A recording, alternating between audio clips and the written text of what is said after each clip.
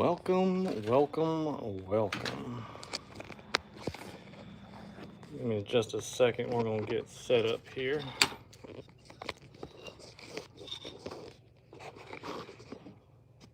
Crooked right now. Let me get something. My phone is charging because I've been at work all day. But we will get going. Hope everybody's having a great day. And that works great. There we go. So if that is bothersome, I'll turn it off. But yeah, I hope everybody's and that light's kind of in the way too. Hope everybody's having a good day. But I thought I would just talk for a little bit. I'm working on a couple knives, doing a little hand sanding. Just thought it would be a good time to kind of just talk for a little bit and jump on here and really see if anybody's got questions. But I thought I would kind of give a little bit of my backstory about how all this really came to be. But I'll wait a couple minutes, kind of see if some people filter in here. So I got two of these I'm working on right now. The Cayman. This is one of my models I do. It's kind of a hybrid boning kind of skinny knife. So I'm just working on these a little bit right now. But yeah, so I'm trying to think. Probably back when I was probably about 12. I was about 12, I would say, would be a good spot. I did a lot of sports. I played baseball and things like that. And I wanted a bat for whatever reason, because I think having your own bat was kind of a cool thing back then. Probably still is, but so I told my parents that I wanted to buy. I wanted my own bat, and so my dad was a contractor, and I told him, like, he said I could work with him on the weekends because I was still little. You know, kind of picking up trash around the job site and stacking boards and stuff like that. And I told him that, like, I didn't want them to buy the bat, that I wanted to pay for it myself. So that's how I started working with him. And I'll say I was probably about 12, and I did that for years and years. And you know, it was just something to make money on the side, because, say, my dad was a contractor and stuff like that. And as I got older, I learned more about construction and stuff like that.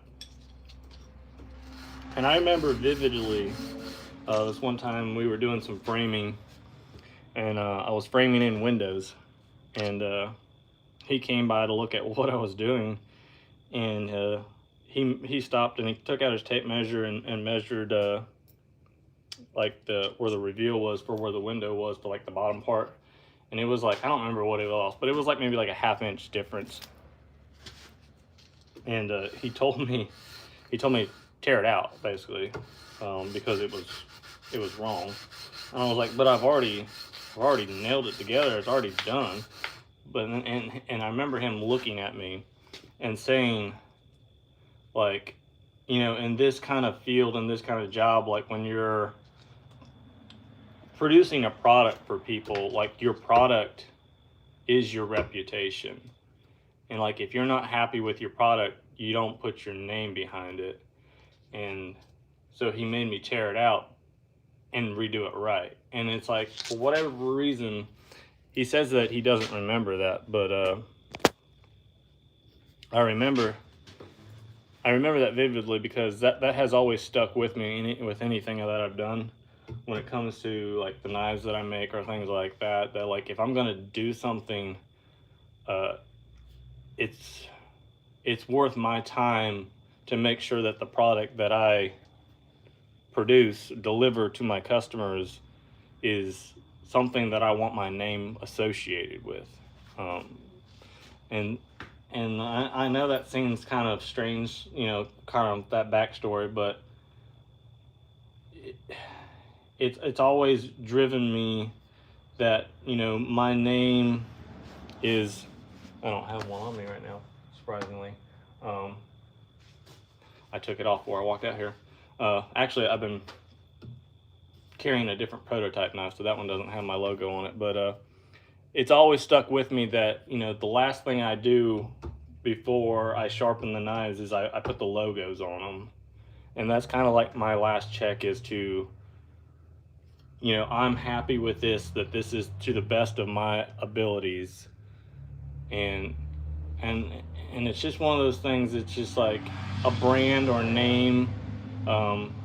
We get associated with certain things, good or bad, based on the name alone. You know, if we know the name, we associate them either as a good brand or a not good brand because of how they deal with their customers, how they deal with a lot of things. And so I've always had this little bit of things where, yeah, sometimes what I'm doing, it's good enough. But like if my name's gonna be on it, I wanna be happy with it before my customers can be happy with it. So, does that make sense? See, there's a couple people in here now. But if anybody's got any questions, you can feel free to just jump in with some questions if you got questions. But I just wanted to give that backstory a little bit. So that's kind of how I got it. Well, I didn't really get into that, but I said I did construction with my dad since I was about 12, and I didn't really ever carry a knife when I was a little bit before that because I did a lot of sports and things like that. But it wasn't really until I started doing construction with him that I started carrying a knife and having a use for a knife. So that's probably where it all started, just doing stuff like that. But then, I say it was right around high school, graduation, college kind of time, because I always carried a knife at that point because it was a tool to me. And I was riding my bike because we rode our bikes a lot in college to get around more than cars because there's hardly anywhere to park. But it was raining. I remember it was raining, and we came around a corner, and like the tires kind of slipped out from under me, and I kind of wiped out a little bit. Wasn't really anything bad. That's just like the tires just kind of slid. And I got up and went on to my dorm and apartment or whatever, and I realized a little bit later on that I was missing my pocket knife. And so I went back to kind of where I was, and I couldn't find it, is basically what it came down to. I looked and looked and looked, couldn't find it. And I was like, man, I lost my pocket knife. And it was kind of this weird moment where I had always had a pocket knife, and that one, I didn't have one. And it felt kind of weird not to have this tool that I had carried for years, and now I didn't have one, and I felt kind of almost, you know, kind of naked. And so I think it was later that weekend, excuse me, that I went to the store, and I was like, well, if I lost my knife, I guess. Got a motorcycle coming by. Now was a good time to, I get to go buy a new knife. So I went to the store and I looked and I looked and looked, and I honestly, I didn't see anything that I liked. I had been using a knife for long, and I know what I liked and stuff like that, and I just didn't see anything I liked. And so, having done a lot of woodwork, construction and something like that, I thought, you know, I bet I could I bet I could maybe do something. You know, like I can make a knife. You know, I've never done this before, but I think I could do this. We happened to be in I think it was a Woodcraft. They had, oh, I don't even have it anymore.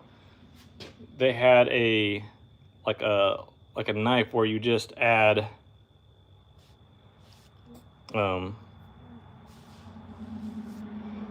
is that? I don't even know what that is. Let's not do that.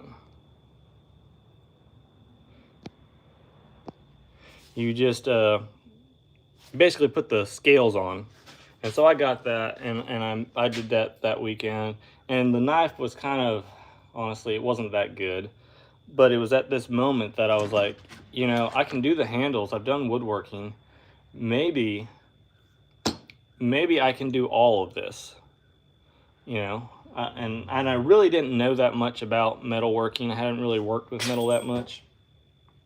But for whatever reason, I thought, I can do this. Like, I can make a knife. And so I cut out, we had a bunch of circular saw blades. So I just took an angle grinder and started grinding. And, hold on, I actually got it over here.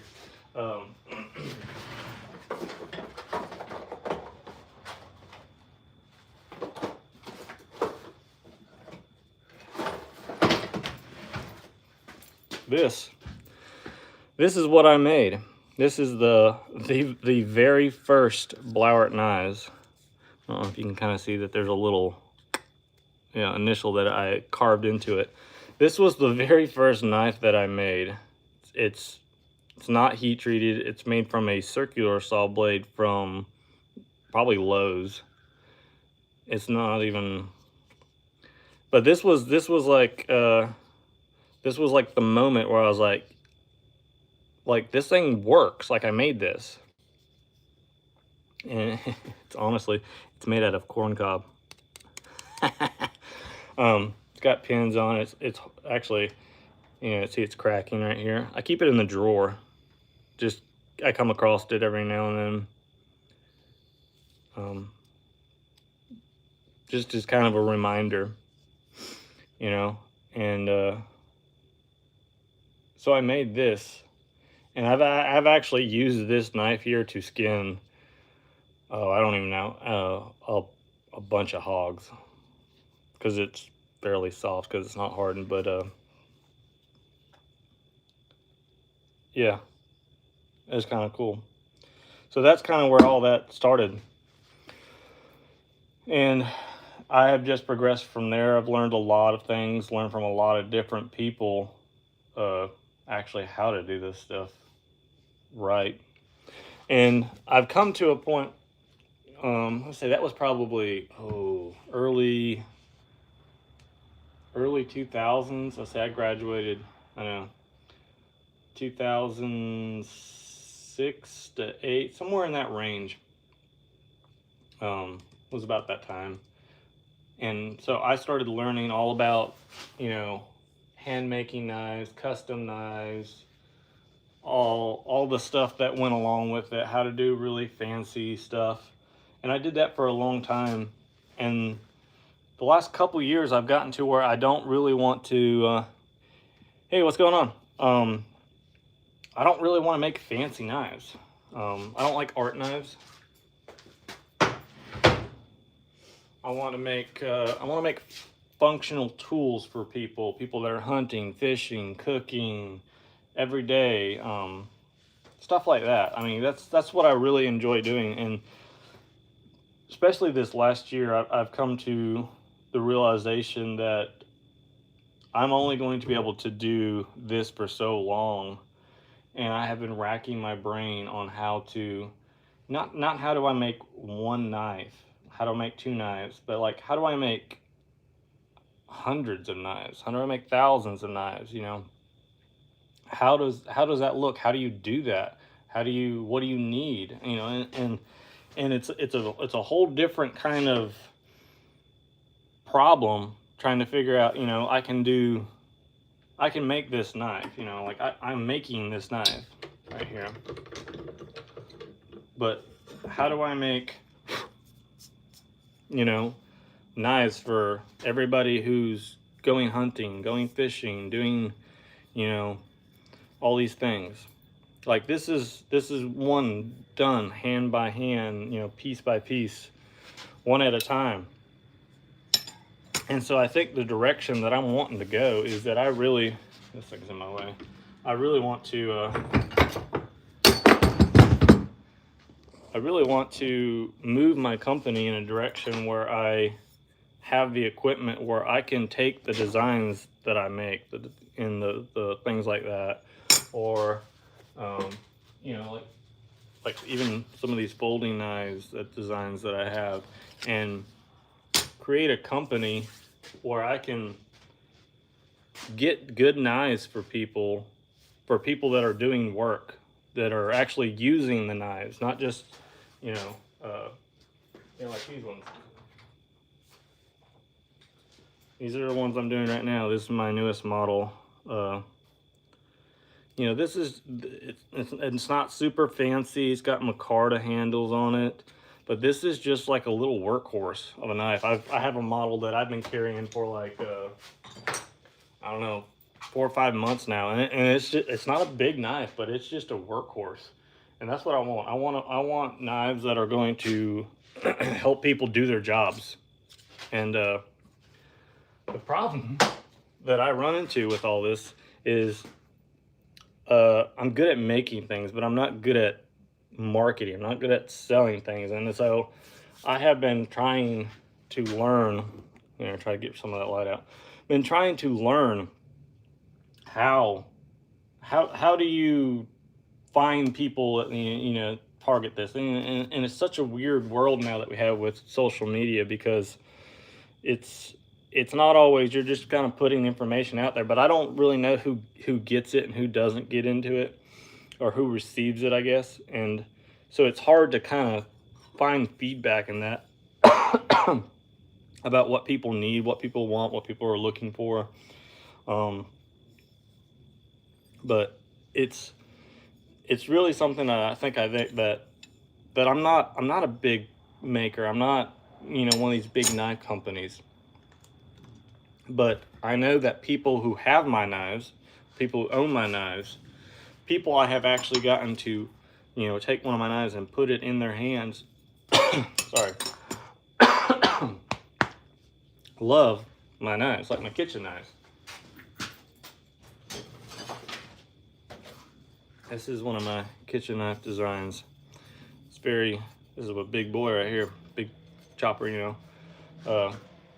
But people love the knives, and I'm finding more and more that there's another chopper coming back.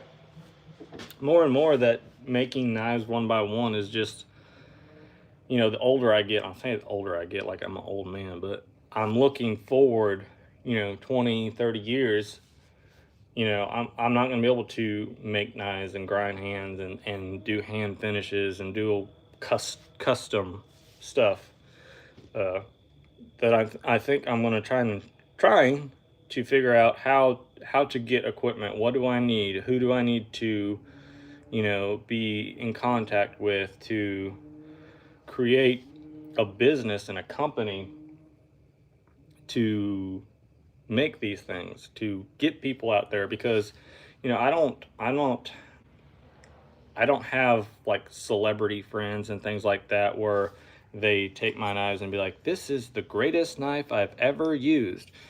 I just want, you know, John and Rick and Frank and Bill and Sue, and I say all this thing, you know, it's normal people who are working on it. Like, I would love to be able to make a knife and just be like, this is the first model for this new design, and I'm gonna give it away to an average dude.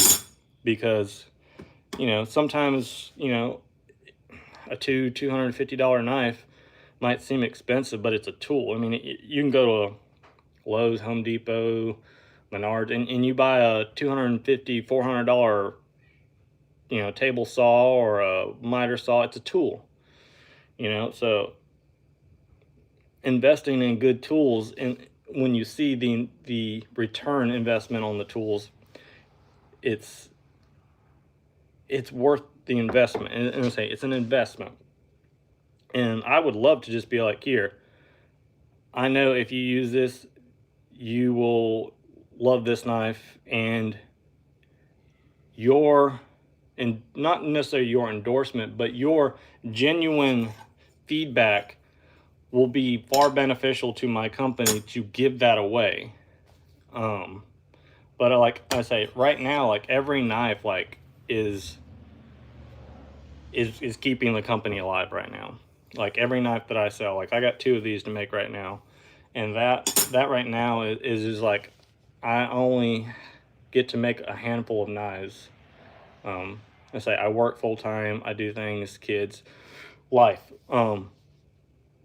But hey, what's going on, man? Well, and that's the thing. I want people who are out in the field doing things using these knives. I want to be able to give back to those people so that they have all these things that they can use. And so